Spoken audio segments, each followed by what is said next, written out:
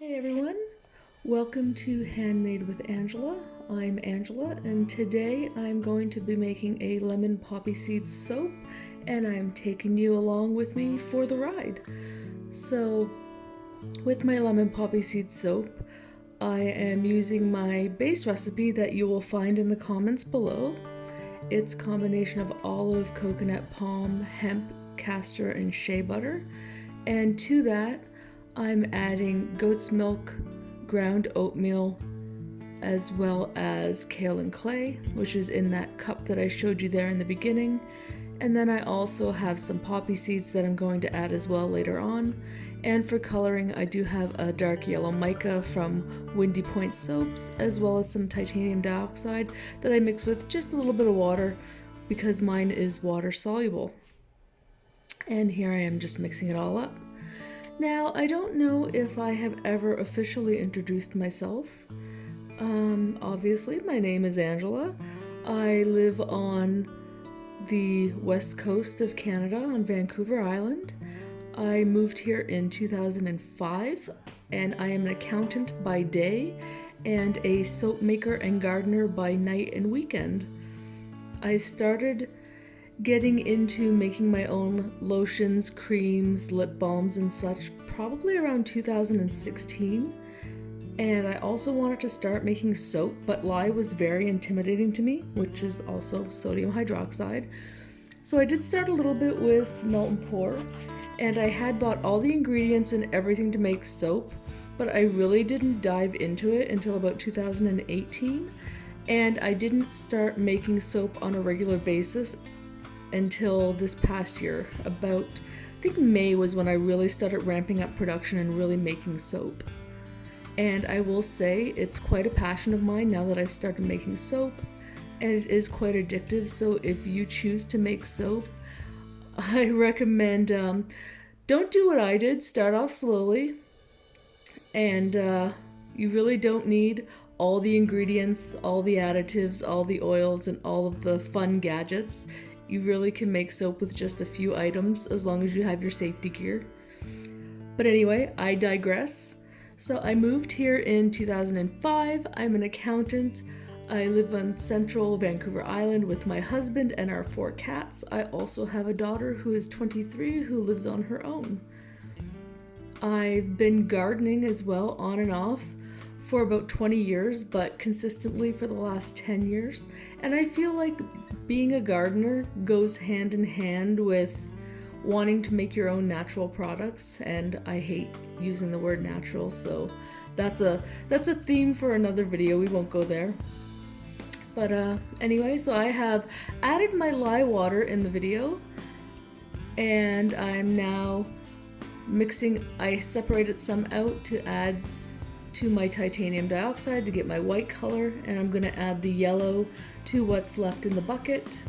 And the bucket is the only place that I'm going to add the poppy seeds, because the white I'm going to use as piping on the top of my soap once I'm ready to go. So there's my dark yellow mica from Windy Point Soaps, and I did find that I don't really like the shade of yellow that it gives me, so I don't know if next time I'll either not use any yellow at all and I'll just leave it the natural color of the soap, or I'll use a lighter color yellow and maybe a little bit of titanium dioxide. I'm not sure. Now my soap batter tends to be quite fluid, so I do have to give it a good blending here to make sure it's thick, and then I do end up having to walk away for a little while just so that it can be nice and thick, so that when I pipe my top I don't have any issues. Now, where was I with the history of Angela? So yes, I'm a gardener, and I do also have a gardening channel called Backyard Gardening on Vancouver Island, where I share my gardening and my passion for that. I grow food as well as herbs and flowers, and in some of my soaps I actually do use some of the herbs and flowers that I grow in my backyard. I've used my lavender, I've used my calendula, and some of my herbs like rosemary I've also used to top some of my soaps, and I quite enjoy it. Alright, so I have poured my soap batter in, and I'm just cleaning up the sides with my spatula, because if I don't, when I do my piping, you'll see the yellow on the sides of the white top, and I don't want that, because then all I'd have to do is plane it off anyway, and we don't want to waste soap. So we clean off the edges. So here's my white batter, and I apologize for the glare, it is very bright. I will have to figure out a solution for that at some point. So my advice to you, if you want to pipe batter on top of your soap, wait until you think it's thick enough and then wait another 5 minutes. This is only my second or third attempt ever piping, and I still didn't wait long enough. Like, you really want it to be nice and thick, like a really thick buttercream frosting. And I will say that I have never piped anything except soap. I have never piped frosting on a cake. I am not that much of a baker. So yeah, so I would just say, take your time, wait it out, make sure that your frosting is nice and thick and pipeable before you start piping, and that will save you a lot of headache. And I do find that when I use a larger piping tip, it's very forgiving if you make mistakes. As well too, I find piping with the soap, unless you're doing really intricate patterns and intricate flower tips, that it's quite forgiving and you really don't notice the difference. Like you can see here, the batter looks pretty good and it's a pretty good consistency, but I do feel that I probably should have waited a few more minutes and then it would have been even better. I also don't like using really, or I don't like making really tall soaps. I think that they're beautiful when they're piped, but once you cut them, I don't know. I don't really like the way they look. So if you have an opinion on that, you should post a comment down below and let me know how you feel about the really high top soaps. And as well, if you like this video, please leave a comment and subscribe, and make sure you click the like button because I would love to have you follow along with my journey. Alright, so I'm just finishing off my piping here, making sure I scrape out every last bit. And this is my favorite part. I have White Diamonds mica, I believe that's what it is. Or no, sorry, it is holographic eco glitter, a biodegradable eco glitter, and I'm just spritzing the top to make it nice and glittery and glowy. Pretty sure that's what that is. Gosh, you'd think I wasn't the one who made the soap.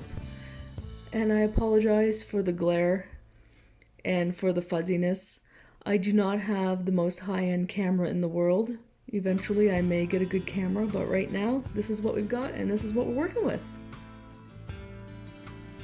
Now for the exciting part. This is about 24 hours later, and I also use sodium lactate in my lye solution.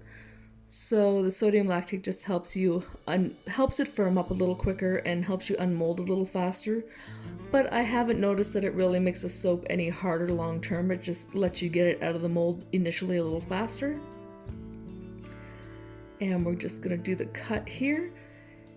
This multi-bar cutter I bought from a lady in, she's in BC, I want to say Abbotsford, but I can link her Etsy down below. This cutter is $125 Canadian, which is by far the cheapest cutter that I could find. It's a 10-bar cutter, and the shipping is very reasonable, and she ships quite quickly. So I will leave her information below. And there I am trying to get it to focus on the top of the soap, which I'm not having a lot of success with, but I do have pictures at the end that you'll see. So yeah, we're just going to speed this up so that you can see the cut. Lots of exfoliation in this soap, but it shouldn't be too harsh, and it smells amazing. This is a blend of oils that I came up with myself. It's a blend of frankincense, let's say, cobeba, lemon, and lime, I believe, actually. Let's just confirm. Lemon, oh no, there's no lime, it's grapefruit, and it smells amazing. My stamp is also from Etsy, and I can leave that contact information below as well. The maker was really great to work with. I have 3 different stamps by this this person. And we're just closing in on the end here, so I just want to say thank you so much for watching. Again, if you like this video, please click like and hit the subscribe button for more content. Thank you so much for watching. I really appreciate it, and have a great day. Bye-bye.